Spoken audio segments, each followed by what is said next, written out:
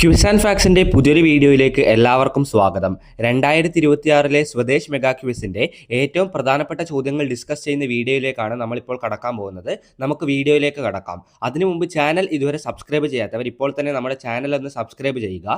ഇന്നത്തെ വീഡിയോയിലൂടെ നമ്മൾ പഠിക്കാൻ പോകുന്നത് സ്വാതന്ത്ര്യത്തിൻ്റെ കഥ, സ്വാതന്ത്ര്യ സമര ചരിത്രം, ഗാന്ധി, നെഹ്റു എന്നീ ടോപ്പിക്കുകളിൽ നിന്നുള്ള ചോദ്യമാണ്. മുൻ വർഷങ്ങളിൽ സബ് ജില്ലാ തലത്തിലും സ്കൂൾ തലത്തിലും ചോദിച്ചിരിക്കുന്ന ചോദ്യങ്ങളാണ് ഇന്നത്തെ ഈ ഒരു വീഡിയോയിലൂടെ നമ്മൾ ഡിസ്കസ് ചെയ്യാൻ പോകുന്നത്. അതുകൊണ്ട് തന്നെ വളരെ പ്രധാനപ്പെട്ട ചോദ്യങ്ങളാണ്. എല്ലാവരും വീഡിയോ അവസാനം വരെ കണ്ട് വീഡിയോയുടെ അവസാനം നൽകിയിരിക്കുന്ന ബോണസ് ക്വസ്റ്റ്യന്റെ ഉത്തരവും കമന്റ് ബോക്സിൽ രേഖപ്പെടുത്തുക. വിജയികളെ നമുക്ക് അടുത്ത വീഡിയോയിൽ അനൗൺസ് ചെയ്യാം. അപ്പോൾ നമുക്ക് നേരെ ഒന്നാമത്തെ ചോദ്യത്തിലേക്ക് കടക്കാം. ഒന്നാമത്തെ ചോദ്യം ഇതാണ്: ഗാന്ധിജി നിയമ പഠനം നടത്തിയ വിദ്യാഭ്യാസ സ്ഥാപനം ഏതാണ്? ആ സ്ഥാപനത്തിന്റെ പേരെന്താണ്?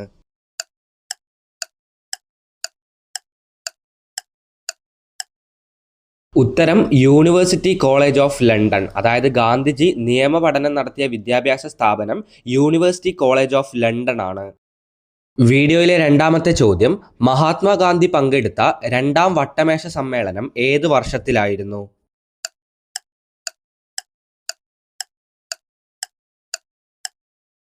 ഉത്തരം 1931. ഈ ചോദ്യം വളരെ പ്രധാനപ്പെട്ടതാണ്. കാരണം മഹാത്മാഗാന്ധിജി പങ്കെടുത്ത ഒരേ ഒരു വട്ടമേശ സമ്മേളനം രണ്ടാം വട്ടമേശ സമ്മേളനമാണ്.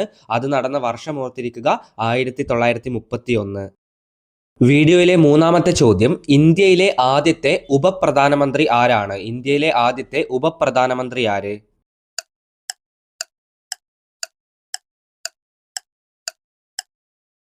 ഇന്ത്യയിലെ ആദ്യത്തെ പ്രധാനമന്ത്രിയെ നമുക്ക് എല്ലാവർക്കും അറിയാം, നമ്മുടെ ജവഹർലാൽ നെഹ്റു ആണ്. ഇന്ത്യയിലെ ആദ്യത്തെ ഉപപ്രധാനമന്ത്രി സർദാർ വല്ലഭായ് പട്ടേൽ ആണ്. ചോദ്യത്തിന്റെ ഉത്തരം സർദാർ വല്ലഭായ് പട്ടേൽ. വീഡിയോയിലെ നാലാമത്തെ ചോദ്യം: ദക്ഷിണേന്ത്യയിലെ വന്ധ്യവയോധികൻ എന്നറിയപ്പെടുന്ന വ്യക്തി ആരാണ്?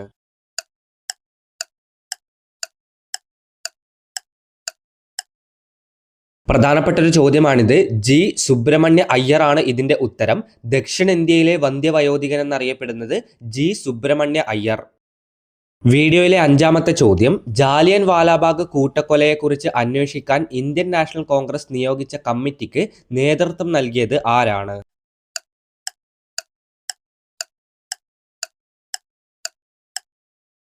ഉത്തരം അബ്ബാസ് ത്യാബ്ജി. അതായത് ജാലിയൻ വാലാബാഗ് കൂട്ടക്കൊലയെക്കുറിച്ച് അന്വേഷിക്കാൻ ഇന്ത്യൻ നാഷണൽ കോൺഗ്രസ് ഒരു കമ്മിറ്റിയെ നിയോഗിക്കുകയുണ്ടായി. ആ കമ്മിറ്റിയുടെ പേരാണ് കോൺഗ്രസ് ഇൻക്വയറി കമ്മിറ്റി അല്ലെങ്കിൽ കോൺഗ്രസ് പഞ്ചാബ് ഇൻക്വയറി കമ്മിറ്റി. അതിൻ്റെ ആ ഒരു കമ്മിറ്റിക്ക് നേതൃത്വം നൽകിയ ആളുടെ പേരാണ് അബ്ബാസ് ത്യാബ്ജി.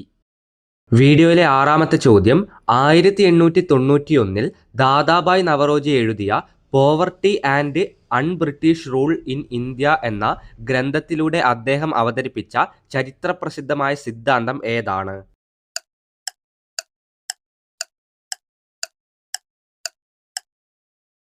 ഉത്തരം ഡ്രെയിൻ തിയറി അല്ലെങ്കിൽ ചോർച്ച സിദ്ധാന്തം. അപ്പോൾ ഈ ഒരു ചോദ്യത്തിൽ തന്നെ കുറേയധികം കാര്യങ്ങൾ പഠിക്കാനുണ്ട്. 1891 ദാദാഭായ് നവറോജി എഴുതിയ പുസ്തകമാണ് poverty and un-British rule in India. ഈ ഒരു പുസ്തകത്തിന്റെ പേര് ചോദിച്ചുകൊണ്ട് ആരാണ് എഴുതിയത് എന്ന് ചോദിക്കാൻ സാധ്യതയുണ്ട്. അല്ലെങ്കിൽ ഡ്രെയിൻ തിയറി അല്ലെങ്കിൽ ചോർച്ച സിദ്ധാന്തം ഏത് പുസ്തകത്തിലാണ് ആദ്യം പറഞ്ഞിരിക്കുന്നത് എന്ന് ചോദിക്കാൻ സാധ്യതയുണ്ട്. അപ്പോൾ അങ്ങനെയൊക്കെ ചോദിക്കുകയാണെങ്കിൽ നിങ്ങൾക്ക് ഉത്തരം എഴുതാൻ പറ്റണം. അപ്പോൾ ഇതുമായി ബന്ധപ്പെട്ട ബേസിക് ആയ ചോദ്യങ്ങൾ നമ്മൾ ആദ്യത്തെ വീഡിയോസിൽ ഡിസ്കസ് ചെയ്തതാണ്. ഇപ്പോൾ നമ്മൾ കുറച്ച് ടഫായ ചോദ്യങ്ങളാണ് നോക്കാൻ പോകുന്നത്. അപ്പോൾ നമ്മുടെ മുമ്പുള്ള വീഡിയോസ് കാണാത്തവരാണെങ്കിൽ ഇത് കഴിഞ്ഞുടൻ പോയി അതുകൂടി കാണുക. വീഡിയോയിലെ ഏഴാമത്തെ ചോദ്യം: ഇന്നലെ വരെ ഇന്ത്യയുടെ കുറ്റങ്ങൾക്കും കുറവുകൾക്കും നമുക്ക് പഴി പറയുവാൻ ബ്രിട്ടീഷുകാർ ഉണ്ടായിരുന്നു. ഇന്നു മുതൽ നമ്മുടെ കുറ്റങ്ങൾക്കും കുറവുകൾക്കും നാം തന്നെയാണ് പഴി പറയേണ്ടത്. ആരുടെ വാചകങ്ങളാണിത്?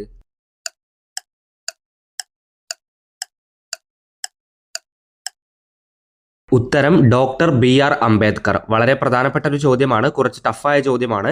ഇന്നലെ വരെ ഇന്ത്യയുടെ കുറ്റങ്ങൾക്കും കുറവുകൾക്കും എന്ന് തുടങ്ങുന്ന വാചകം പറഞ്ഞിരിക്കുന്നത് ഡോക്ടർ BR അംബേദ്കർ ആണ്. വീഡിയോയിലെ അടുത്ത ചോദ്യത്തിലേക്ക് കടക്കാം. മഹാത്മാഗാന്ധിയുടെ അവസാനത്തെ കേരള സന്ദർശനം നടന്നത് ഏത് സംഭവവുമായി ബന്ധപ്പെട്ടാണ്?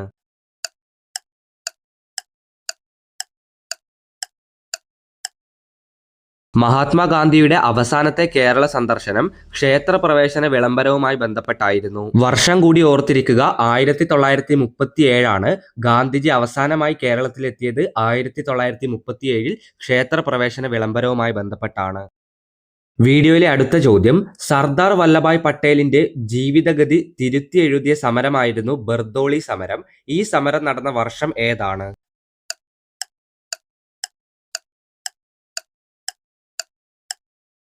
ചുരുക്കത്തിൽ പറഞ്ഞാൽ ബർദോളി സമരം എപ്പോഴാണ് നടന്നത് എന്നാണ് ഇവിടെ ചോദിച്ചിരിക്കുന്നത്.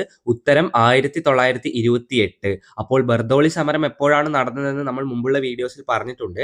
അപ്പോൾ അതൊന്ന് കറക്കി വന്ന് ഇത്തരത്തിൽ ചോദിക്കുകയാണെങ്കിൽ നിങ്ങൾക്ക് ഉത്തരം എഴുതാൻ പറ്റണം. ഉത്തരം 1928. അടുത്ത ചോദ്യം നെഹ്റുവുമായി ബന്ധപ്പെട്ട ചോദ്യമാണ്. നെഹ്റു ഏറ്റവും അധികം കാലം തടവിൽ കിടന്ന ജയിൽ ഏതാണ്?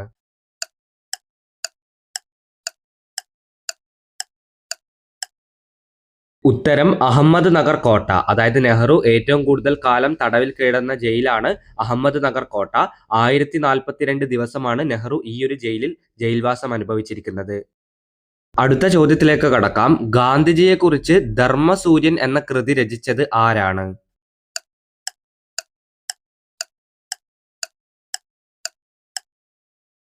ഗാന്ധിജിയെക്കുറിച്ച് ധർമ്മസൂര്യൻ എന്ന കൃതി രചിച്ചിരിക്കുന്നത് അക്കിത്തം അച്യുതൻ നമ്പൂതിരിയാണ്. ചിലപ്പോൾ അക്കിത്തം അച്യുതൻ നമ്പൂതിരി രചിച്ചിരിക്കുന്ന ഗാന്ധിജിയെ പറ്റിയുള്ള കൃതിയുടെ പേര് ഇതേ ചോദ്യം തിരിച്ചു ചോദിക്കാം. അപ്പോൾ ഉത്തരം പറയാൻ പറ്റണം. ഉത്തരം ധർമ്മസൂര്യൻ. വീഡിയോയിലെ 12ാമത്തെ ചോദ്യം, ഇന്ത്യയിലെ ആദ്യത്തെ ബന്ദ് നടന്നത് ഏത് വർഷമാണ്? ഇന്ത്യയിലെ ആദ്യത്തെ ബന്ദ് നടന്നത് ഏത് വർഷം?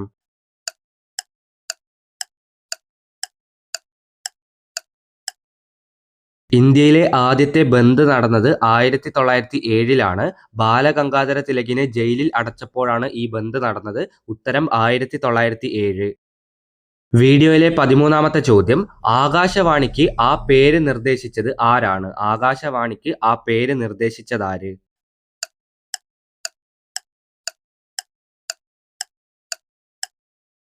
ഉത്തരം രവീന്ദ്രനാഥ ടാഗോർ. ആകാശവാണിക്ക് ആ പേര് നിർദ്ദേശിച്ചിരിക്കുന്നത് രവീന്ദ്രനാഥ ടാഗോർ ആണ്. അടുത്തതായി GKയിൽ നിന്നുള്ളൊരു ചോദ്യം നോക്കാം. വംശനാശ ഭീഷണി നേരിടുന്ന ജീവികളുടെ വിവരങ്ങൾ അടങ്ങിയ രേഖ അല്ലെങ്കിൽ ആ ഒരു ബുക്കിന്റെ പേരെന്താണ്?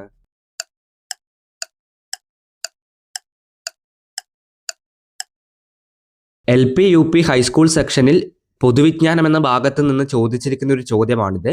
ഉത്തരം റെഡ് ഡാറ്റ ബുക്ക്.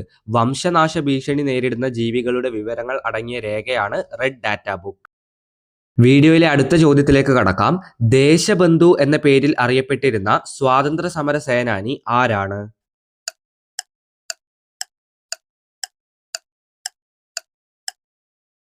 ഉത്തരം CR ദാസ്. ദേശബന്ധു എന്ന പേരിൽ അറിയപ്പെടുന്ന സ്വാതന്ത്ര്യ സമര സേനാനി CR ദാസ് ആണ്. 14ാമത്തെ ചോദ്യത്തിന്റെ ഉത്തരം CR ദാസ്. വീഡിയോയിലെ 15ാമത്തെ ചോദ്യം, 1938 കോൺഗ്രസ് സമ്മേളനം അംഗീകരിച്ച ഗാന്ധിജിയുടെ അടിസ്ഥാന വിദ്യാഭ്യാസ പദ്ധതിയുടെ പേരെന്താണ്?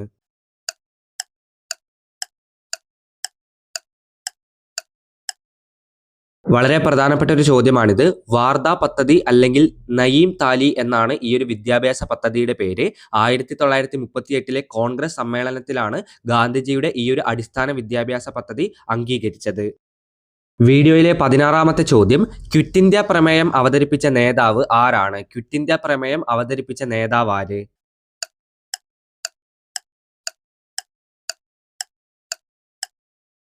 ഉത്തരം ജവഹർലാൽ നെഹ്റു. ക്വിറ്റ് ഇന്ത്യ പ്രമേയം അവതരിപ്പിച്ച നേതാവ് ജവഹർലാൽ നെഹ്റു ആണ്.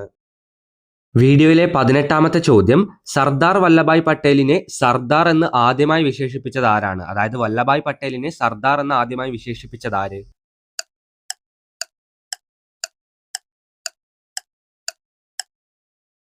ഉത്തരം സിമ്പിൾ ആണ്, ഗാന്ധിജിയാണ്. അതായത് വല്ലഭായ് പട്ടേലിനെ സർദാർ എന്ന് ആദ്യമായി വിശേഷിപ്പിച്ചത് മഹാത്മാഗാന്ധിയാണ്. വീഡിയോയിലെ 19ാമത്തെ ചോദ്യം, ഓപ്പറേഷൻ സിന്ദൂറിന് വഴിവെച്ച പഹൽഗാം ഭീകരാക്രമണം നടന്ന വർഷം ഏതാണ്? വർഷവും തീയതിയും പറയുക.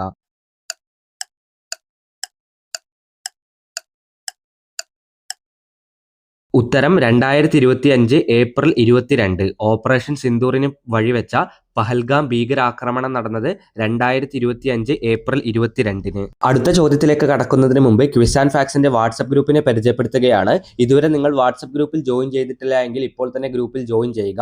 വളരെ പ്രധാനപ്പെട്ട ചോദ്യങ്ങളും ഉത്തരങ്ങളും അടങ്ങിയ PDF-കൾ നമ്മൾ ഈ ഒരു ഗ്രൂപ്പിലായിരിക്കും ഷെയർ ചെയ്യുന്നത്.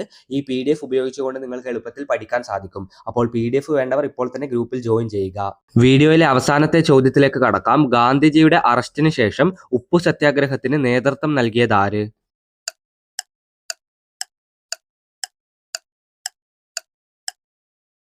നമ്മൾ വീഡിയോയുടെ തുടക്കത്തിൽ പറഞ്ഞ അബ്ബാസ് ത്യാബ്ജിയാണ് ഇതിന്റെ ഉത്തരം. ഗാന്ധിജിയുടെ അറസ്റ്റിന് ശേഷം ഉപ്പു സത്യാഗ്രഹത്തിന് നേതൃത്വം നൽകിയത് അബ്ബാസ് ത്യാബ്ജിയാണ്. ഇനി നമുക്ക് നിങ്ങളെല്ലാവരും കാത്തിരിക്കുന്ന ഈ ഒരു വീഡിയോയിലെ ബോണസ് ചോദ്യത്തിലേക്ക് കടക്കാം.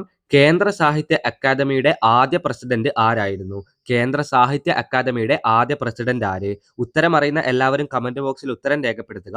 ഉത്തരത്തിന്റെ കൂടെ നിങ്ങളുടെ പേര് കൂടി രേഖപ്പെടുത്താൻ മറക്കരുത്. എന്നാൽ മാത്രമേ നിങ്ങൾ ആരാണെന്ന് മനസ്സിലാവുകയുള്ളൂ. അപ്പോൾ ഈ ഒരു വീഡിയോ ഇവിടെ വെച്ച് അവസാനിപ്പിക്കുകയാണ്. സ്വദേശ് മെഗാ ക്വിസിലെ സ്വാതന്ത്ര്യത്തിന്റെ കഥ, സ്വാതന്ത്ര്യ സമര ചരിത്രം, പൊതുവിജ്ഞാനത്തിൽ നിന്നുള്ള ഒരു ചോദ്യവും അതുപോലെ തന്നെ ഗാന്ധി നെഹ്റുവുമായി ബന്ധപ്പെട്ട ചോദ്യങ്ങളാണ് ഇന്നത്തെ വീഡിയോയിലൂടെ നമ്മൾ പഠിച്ചിരിക്കുന്നത്. നമ്മൾ ഇതിനു മുമ്പ് അപ്ലോഡ് ചെയ്ത ലൈവുകളും വീഡിയോസും കാണാത്തവരാണെങ്കിൽ ഇപ്പോൾ തന്നെ പോയി കാണുക. അതിലാണ് ഏറ്റവും പ്രധാനപ്പെട്ട ചോദ്യങ്ങളെല്ലാം പറഞ്ഞിരിക്കുന്നത്. അപ്പോൾ സ്വദേശ് മെഗാ ക്വിസിൽ പങ്കെടുക്കാൻ പോകുന്ന എല്ലാ വിദ്യാർത്ഥികൾക്കും അഭിനന്ദനങ്ങൾ. ഈ ഒരു വീഡിയോ അവസാനം വരെ കണ്ടിരുന്ന എല്ലാവർക്കും നന്ദി, നമസ്കാരം.